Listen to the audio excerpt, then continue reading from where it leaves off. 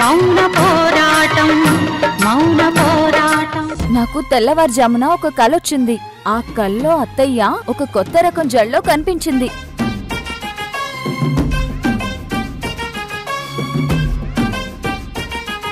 వెంటనే నాకు అత్తయ్యని అలా చూడాలని ఆశ పుట్టింది. వదినా, నీకు అనిపించిందని అమ్మ హెయిర్ స్టైల్ మార్చేస్తే బాగోదేమో వదినా. వద్దు, ఇలాగే ఉండు నువ్వు. అవునవంతి, అత్తయ్య ఇలా ఉంటేనే బాగుంటుంది. అంటే కడుపుతో ఉన్న ఆడపిల్ల కోరిక తీర్చరా మీరందరూ? సర్లే, మీ ఇష్టం. అయ్యో వదినా, ఏంటి ఇలాంటి వాటికి కూడా అలుగుతారా? ఇది కూడా ఒక ఆశేనా? అయ్యో అవంతి, ఇంత చిన్న విషయానికే బాధపడితే ఎలా? నీకు కావాల్సిందేం చెప్పు? నీ కల్లో కనిపించినట్టుగా నేను నిజంగా కనిపించాలి, అంతే కదా? సరే, అలాగే. నీకెలా నచ్చితే నాకు అలా జడవేయి. నాకిష్టం లేకపోయినా నీ కోసమే వేయించుకుంటాను.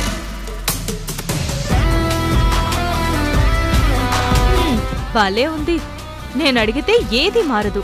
కనీసం మా మావయ్యని వంటోడిగా ఉంచొద్దు అన్నా వినరు. కాని అవంతి ఒక్క మాట అని అడిగితే మాత్రం ఇన్నేళ్లుగా వేసుకున్న హెయిర్ స్టైల్ని కూడా మార్చడానికి రెడీ అయిపోయారు. నక్షత్ర, అవంతి ఒట్టి మనిషి కాదు, నెలలు నిండిన పిల్ల. కడుపుతో ఉన్నప్పుడు తీరని కోరికలు ఉండకూడదు. అదే అంటారు పెద్దలు కూడా. ఓహో, అంటే తాను తాజ్ మహల్ ని తెచ్చివ్వండి అని అడిగితే తెచ్చిచ్చేస్తారా? ఏ ఆడపిల్లైనా అలాంటి కొంతమ్మ కోరికలు కోరదు. ఎందుకంటే అవి తీరవని వాళ్ళకి తెలుసు. ఏదో పలానా స్వీట్ తినాలనుందో, పలానా గుడికి వెళ్లాలనుందనో అలా అడుగుతారు. ఇది అలాంటి కోరికే, తప్పదు, తీర్చాలి. అవంతి, ఇలారా. నువ్వు అనుకున్నట్టే నాకు జడవేద్దు. అమ్మో అత్తయ్య, నీకు కూడా నటించడం వచ్చేసింది. ఎంత ఈజీగా చెప్పేస్తున్నావు. అవంతి, రెడీ అయిపోయావా? సారీ, నాకు జిమ్లో కొంచెం లేట్ అయింది. సరే, ఓ 5 minutesలో నేను రెడీ అయ్యి వచ్చేస్తాను. టిఫిన్ చేసి బయలుదేరదాం. ద్వారకా, నాకు ఒక 10 నిమిషాలు టైం పడుతుంది. జడ మార్చి వేయాలి. జడ? ఇప్పుడు నీ హెయిర్ స్టైల్ బాగానే ఉంది కదా, మళ్ళీ మార్చడం ఎందుకు? వదినకి కాదన్నయ్య, అమ్మకి. అమ్మకా? వదినకి కలొచ్చింది, కలలోకి అమ్మొచ్చింది. అది కొత్త హెయిర్ స్టైల్తో వచ్చింది. సో ఇప్పుడు వదిన అమ్మ హెయిర్ స్టైల్ మార్చాలని ఫిక్స్ అయిపోయింది. మాకేమో అమ్మని ఎలా చూడాల్సి వస్తుందో అని భయంగా ఉందన్నయ్య. అయ్యో వదిన, ఏం లేదు, చిన్న జస్ట్ జోక్ చేశానంతే. సర్లే మురారి, మార్చి నువ్వు, చూద్దాం అమ్మ ఎలా ఉంటుందో.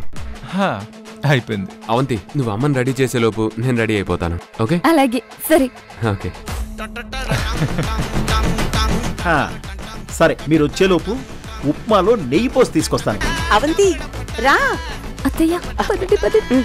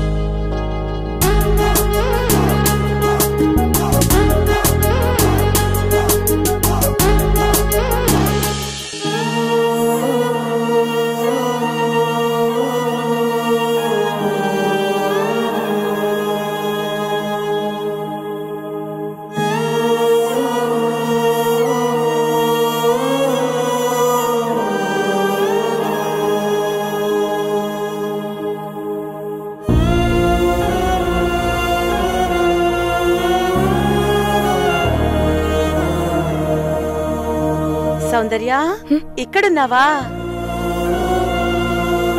ఏమా రుద్రగద్ దగ్గర నువ్వేం చేస్తున్నావు? అబ్బే ఏం లేదమ్మా. ఏం లేకుండా ఇక్కడ ఏం చేస్తున్నావమ్మా? రుద్ర నీకేమైనా పని చెప్పిందా? నేనెందుకు చెప్తాను తనకి పనులు? నా పనులు నేనే చేసుకుంటున్నాను. మరి ఇక్కడికెందుకు వచ్చావు సౌందర్య? పద వెళ్దాం. చిన్నప్పటి నుంచి నా గదిలో పనులు చేయటం అలవాటైపోయింది కదా. ఆ అలవాటు ప్రకారం పనులు చేయటం కూడా వచ్చిందేమో. రుద్ర, పరాచికాలాడితే పడిపోతాయి కొరడా దెబ్బలు. సారీ అత్తయ్య. రా. అమ్మగారు, అమ్మాయి గారు ఇక్కడికి ఎందుకు వచ్చారో నాకు తెలుసమ్మా. రుద్రమ్మ మంచి బట్టలు వేసుకుని చక్కగా ముఖానికి అన్నీ రాసుకుని అందంగా తయారవుతూ ఉంటే అమ్మాయి గారు వచ్చి ఆశగా చూస్తున్నారు. ఇంతకు ముందు చాలాసార్లు ఇలా చూసేవారు. ఇక మీదట అలా చూడాల్సిన అవసరం ఉండదు సౌందర్య. నీకిప్పుడే అలాంటి మేకప్ సామాను, మంచి బట్టలు, చెప్పులు అన్నీ కొనిస్తాను. నీకు నచ్చినవన్నీ కొనిస్తాను. ఇక నుంచి నా కూతురికి ఏదీ లేదన్న మాటే ఉండకూడదు. పద రా.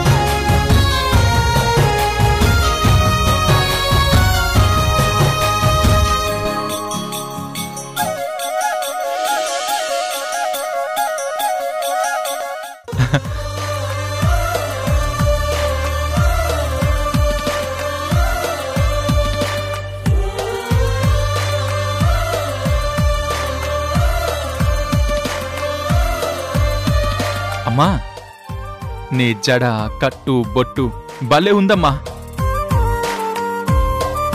వదిన జడ మారుస్తాను అంటే ఎలా ఉంటావో అనుకున్నా. నిజంగా చాలా బాగున్నావమ్మా. అవునమ్మా, కొత్తగా ఉన్నావు. అత్తయ్య, అవంతి నీకు వేసిన కొత్త జడ ఆవు పాలతో చేసిన దూది పెడలా అద్దరిపోయింది. నిజంగా బాగుందా లేక కావాలని ఆట పట్టిస్తున్నారా? లేదమ్మా, నిజంగా చాలా బాగుంది. అమ్మా, ఇక నుంచి నువ్వు ఇదే జడ వేసుకోవాలి. అలా అయితే బయట వాళ్ళు ఎవరైనా దుర్గ గారిని చూసి ఎవరో కొత్త మనిషి అనుకుని వెళ్ళిపోతారేమో. మామయ్య, నువ్వు నోర్ముయ్. వాళ్ళకిష్టమై చేసుకుంటున్నప్పుడు నువ్వెందుకు మధ్యలో దూరుతున్నావు? అయ్యో నక్షత్ర, పాపం రఘురాం కనిపించింది చెప్పాడు. దానికి అతన్ని ఎందుకు తిట్టడం? సర్లే కాని బావా, ఎక్కడికో వెళ్ళాలంటున్నావు. ఎక్కడికి? బట్టల షాప్కి. నాకు పుట్టబోయే బుజ్జి దుర్గకి బట్టలు కొనడానికి, ఇంకా కావాల్సినవన్నీ కొనడానికి. అబ్బో, పుట్టక ముందే కూతురు మీద ఎంత ప్రేమో. ముందే అన్ని కొనాలనుకుంటున్నావు. మరి మా అన్నయ్యకి పుట్టబోయేది అమ్మాయి కాదు, మా అమ్మ రూపం. పుడుతుందో లేదో తెలియని ప్రాణం కోసం చాలా కలలు కనేస్తున్నారు. కనండి కనండి, కలలు మాత్రమే కనగలరు, పిల్లల్ని కాదు కదా. సరే అవంతి, పద టిఫిన్ చేసి బయలుదేరదాం. అమ్మో, ఇప్పుడు నేను బయటికి వెళ్ళిపోతే ఇక్కడ అత్తయ్య ఒక్కరితే ఉండిపోతుంది. ఏదైనా ఇబ్బంది ఎదురైందంటే అత్తయ్య ఇరుకున పడిపోతుంది. ద్వారకా, మనం మనతో పాటు అత్తయ్యని కూడా బట్టల షాప్కి తీసుకెళ్దాం. నేనా? నేనెందుకు అవంతి బట్టల షాప్కి? ఎందుకేంటత్తయ్యా, ఈ ఇంట్లో ఎవరికేం కావాలన్నా అన్నీ సెలెక్ట్ చేసేది నువ్వే కదా. మరిప్పుడు నీలా పుట్టబోతుందని మేం ఆశలు పెంచుకున్న పాప కోసం బట్టలు కొనడానికి వెళ్తుంటే నువ్వు రావా అత్తయ్యా? అవునమ్మా, నువ్వు కూడా రావాల్సిందే. రండి టిఫిన్ చేద్దాం. పదండి, అన్నీ చేసి పెట్టాను. పదండి. రండి.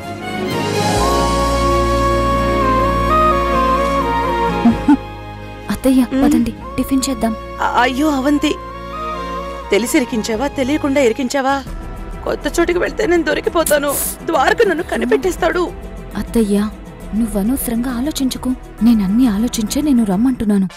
ఎలాగో రెడీ అయిపోయావు కదా, నాకు తోడుగా ఉంటావు. పద వెళ్దాం. పద, ముందు టిఫిన్ చేద్దాం. రారా.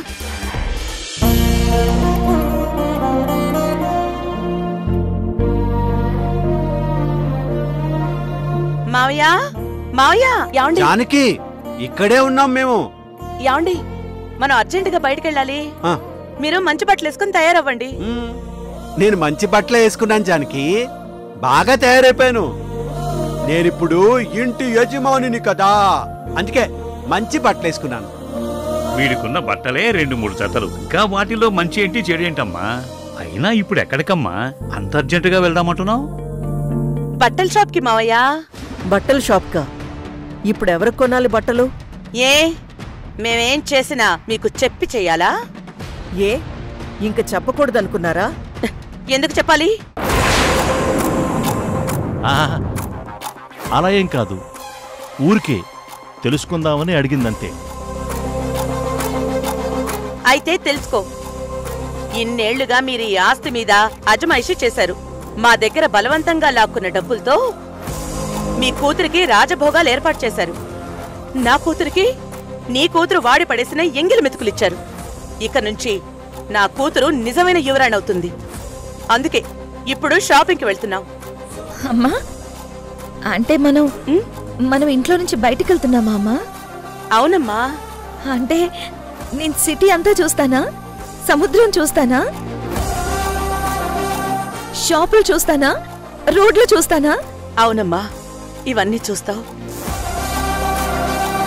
మొత్తం అన్ని చూస్తావు. నీకన్నీ చూపించి అన్నీ కొనిపించి ఇంటికి తీసుకొస్తాను. అన్నీ తిరగాలంటే ఎక్కడ ఏమున్నాయో తెలియాలి కదా. ఎప్పుడు ఊరి మొహం చూడని అడవి మనుషులు పెద్ద సిటీలోకి వస్తే ఎలా ఉంటుందో, మీరు సిటీలోకి వెళ్తే అలా ఉంటుంది.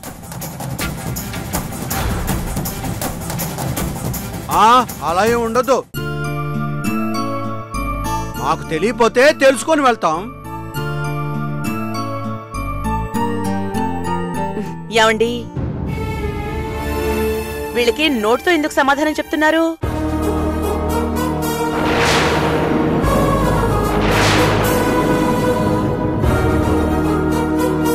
మంచితనంగా మాట్లాడితేనే నోట్తో సమాధానం చెప్పండి. ఇలా వంకర టింగర్గా మాట్లాడితే కొరడాలతోనే మాట్లాడించండి. అలాగే జానకి, ఇప్పుడే తీసుకొస్తాను. ఏమండి, ఆగండి. ఇప్పుడు మనం బయటికి వెళ్ళాలి. వీళ్ళ పని పట్టాలని చూస్తే మన పనికి ఆలస్యం అవుతుంది. ఇప్పుడు వద్దులేండి.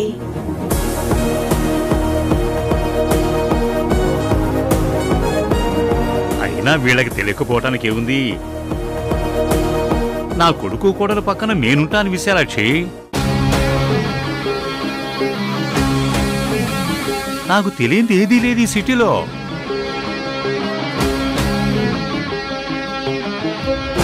గోదావరి అమ్మగారు. కార్తీ, ఆగు గోదావరి. నాన్న కారు పాతది జానకి, మహేంద్ర వాడుతున్న కారు బాగుంటుంది, అందులో వెళ్దాం. బాగుంది. అలాగేనండి. ఏ కారైనా మందే కదా. అది మా కార్, మా డబ్బులతో మేం కొనుక్కున్నది. మీ డబ్బులా? అంటే మీ అమ్మ ఇచ్చిందా? ఎవరు? విశాలాక్షమ్మ నాగేశ్వరా?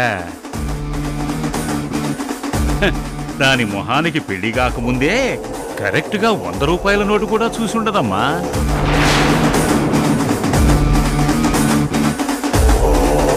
మీకు జీవితం ఈ ఇల్లు పెట్టిన భిక్ష.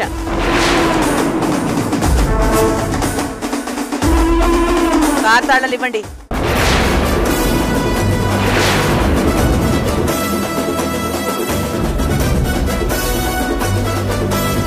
మహేంద్ర, తాళాలంటే ఇవ్వు. జానకి అడుగుతుంది కదా. ఆ కీసు ఎక్కడో పెట్టి మర్చిపోయాను.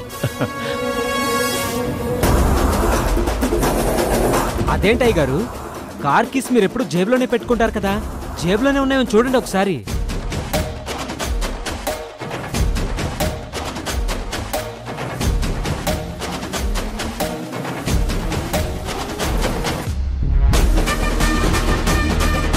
ఏంటి మహేంద్ర, సత్యనాల కోపంగా చూస్తున్నావు? మనం వెళ్ళిపోయాక కొడదాం అనుకుంటున్నారేమో నాన్న. అలా కాని కొట్టావంటే నేను మళ్ళీ కొట్టేస్తాను, జాగ్రత్త. అబ్బే ఏం లేదు బావగారు, నేను సత్యని ఎందుకు కొడతాను? సత్య అంటే నాకు చాలా ప్రేమ, మీలాగే.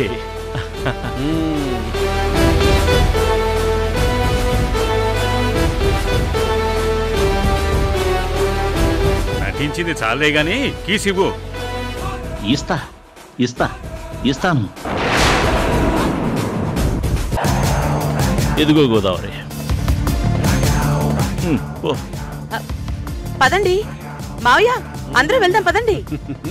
నాన్నరా, వెళ్ళరండి. టాటా టాటా. ఏరా,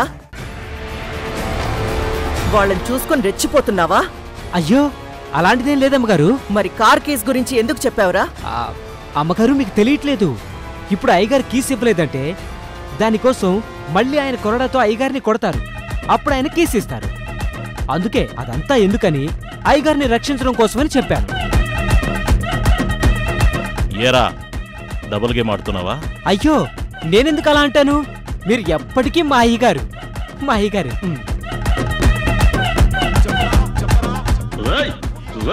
మహేంద్ర, వాడితో నీకేంటి డిస్కషన్? ఢిల్లీలో ఎప్పుడు తన్నులు తినేవాడు ఎదురు తిరిగి పుల్లైపోయాడు. నువ్వు చేతకాని వాడివైపోయావు. ఒక్క విషయం గుర్తుపెట్టుకో Mahindra,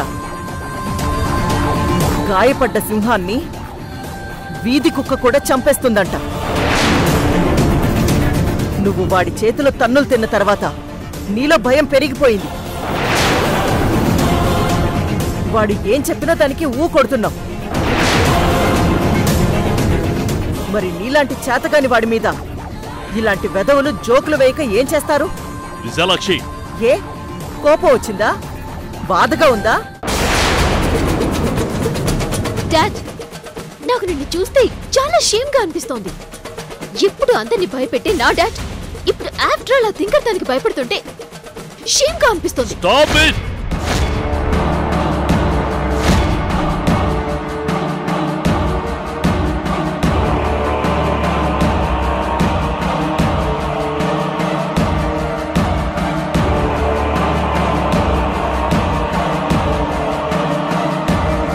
Just stop it. Visalakshi, మీరు వాడు నన్ను కొట్టింది, నేను భయపడింది మాత్రమే చూస్తున్నారు. కానీ లోపల నేను ఎలా రగిలిపోతున్నానో మీకు కనపడట్లేదు.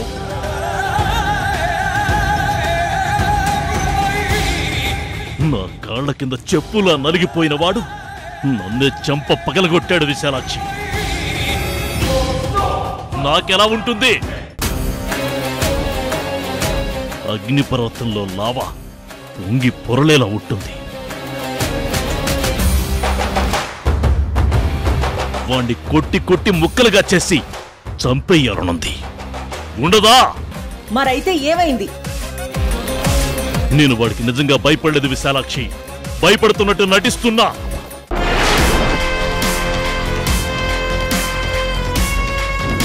నాకున్న కోపానికి వాణ్ణి మనుషులు పెట్టి చవగొట్టించడమో చంపేయడమో ఎంత పని. కానీ ఆ పని చేయట్లేదు. ఎందుకో తెలుసా?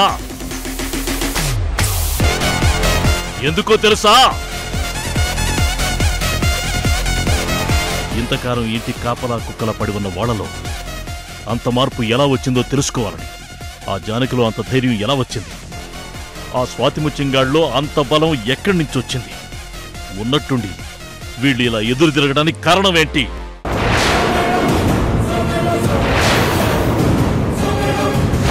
మనం చంపేస్తామనే భయం ఉండి దాన్ని కూడా లెక్క చేయకుండా ఇలా రెచ్చిపోతున్నారంటే కారణం ఎవరో ముందు అది తెలుసుకోవాలి. వీళ్ళ వెనక ఏ ప్లాన్తో వీళ్ళు ఏం చేయాలనుకుంటున్నారో అన్నీ తెలుసుకోవాలి. మనల్ని పూర్తిగా ముంచేసే ప్లాన్ ఏమన్నా చేస్తున్నారేమో అని అది కూడా తెలుసుకోవాలి. అందుకే నేను వెనక్కి తగ్గుతున్నాను విశాలాక్షి. తెలుసుకుంటాను, మొత్తం మొత్తం మొత్తం అంతా తెలుసుకుంటాను. అప్పుడు చెప్తాను వీళ్ళ పని. అప్పుడు చెప్తాను.